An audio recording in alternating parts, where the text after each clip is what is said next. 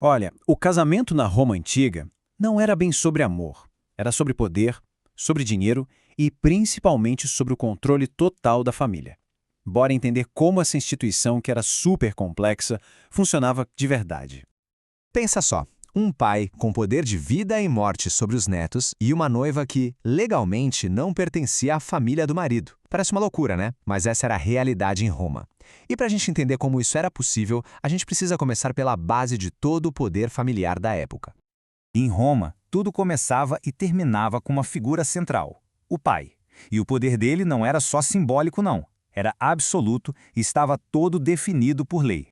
Esse poder tinha até um nome, Pátria Potestas, ou o poder paterno. E olha, não era uma simples autoridade moral, viu? Era um poder legal que durava a vida toda e era quase ilimitado. Ele se estendia por gerações, sobre os filhos, os netos, todos os descendentes da linha masculina. Para a gente ter uma ideia do quanto isso era único, o jurista romano Gaio chegou a escrever: quase não há outros homens que tenham sobre os seus filhos um poder tal como nós temos. Ou seja, era uma característica que realmente definia os romanos e os diferenciava de todos os outros povos da antiguidade. Isso não era só um costume, não. Estava lá escrito na lei. As Institutas do imperador Justiniano, que é um dos códigos legais mais importantes da história, deixavam bem claro que o poder paternal era um direito exclusivo dos cidadãos romanos. Em outras culturas, isso simplesmente não existia. E a dimensão desse poder era assustadora. O pater familias controlava cada moeda da família. Ele arranjava os casamentos e, no caso mais extremo, ele tinha o ius vitae nescisque, o direito legal de vida e morte sobre os próprios filhos. Com essa base de poder toda estabelecida, vamos dar uma olhada no primeiro e mais antigo modelo de casamento romano, o casamento cum mano. No casamento com manos, a mulher era literalmente transferida. Ela saía de debaixo da autoridade do pai dela para entrar na mão, a manos, do marido. Era uma transferência completa de controle jurídico e de identidade familiar. Legalmente, ela se tornava loco filiae, que quer dizer no lugar de uma filha para o seu marido. Na prática, isso dava a ela os mesmos direitos de herança que os filhos dele. Só que a contrapartida era pesada. Ela era totalmente desligada da sua família de origem, perdendo todos os laços e direitos de herança que tinha com eles. Mas esse sistema super rígido não durou para sempre, claro. Uma verdadeira revolução silenciosa estava vindo aí, e ela mudou completamente o papel da mulher na sociedade romana. Essas perguntas podiam parecer radicais na época, mas foram elas que se tornaram a base para um novo tipo de união, uma união muito mais flexível e que ia dar para a mulher uma autonomia que ela nunca teve antes. E essa nova forma de casamento, a sine manu, ou sem poder, virou o jogo completamente. A mulher não era mais transferida, ela continuava legalmente ligada à família de origem dela. Isso mudou tudo. Agora ela podia manter as próprias propriedades e o direito de herdar da família dela. O casamento virou uma união de vidas, mas não uma fusão de patrimônios.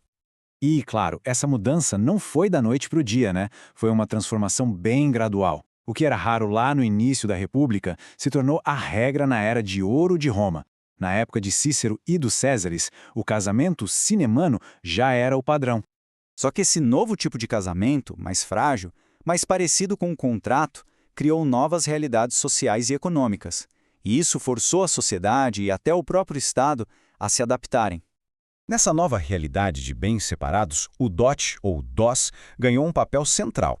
E não era uma compra da noiva, não. Era uma contribuição muito importante da família dela para o marido poder bancar os encargos do casamento, ou seja, as despesas da nova vida a dois. O dote tinha várias funções. Além de ajudar com as contas, era uma baita garantia para a mulher. Como o divórcio era fácil e comum, a regra de que o dote tinha que ser devolvido para ela dava uma segurança financeira enorme. E claro, um bom dote era um sinal público de que aquilo era um casamento sério e não um arranjo qualquer. Mas essa flexibilidade toda trouxe umas consequências inesperadas.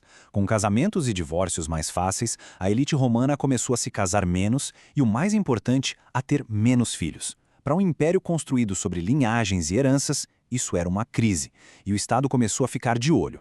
A resposta veio com tudo do próprio imperador Augusto. Ele criou leis que usavam um sistema de punições e recompensas para, basicamente, forçar a elite a se casar e a ter filhos. O adultério, que antes era um assunto privado, virou crime público. Pela primeira vez na história, o Estado romano estava se metendo no que acontecia dentro do quarto do casal. Mas no meio de tanta mudança, uma coisa se manteve constante: a situação dos filhos. Entender o lugar deles na família nos ajuda a sacar qual foi o legado final dessa evolução toda. E aqui a lei era inflexível. Não importava o tipo de casamento, os filhos sempre pertenciam legalmente à família do pai. E mais, se o avô paterno estivesse vivo, era ele, e não o pai da criança, quem tinha a pátria potesta sobre os netos. O poder sempre ficava no topo da linhagem masculina. Com o passar do tempo, até esse poder que parecia absoluto do paterfamilias começou a ser limitado. Imperadores como Antonino Pio intervieram para proteger a estabilidade da união, chegando ao ponto de proibir que um pai forçasse o divórcio de um filho que estivesse num casamento feliz. A vontade do casal, pela primeira vez, ganhava proteção da lei contra a autoridade do patriarca. Então, no fim das contas, qual é o verdadeiro legado do casamento romano? Foi uma jornada e tanto, de uma instituição baseada na transferência total de poder para uma parceria que, pelo menos na parte econômica, era bem mais equilibrada.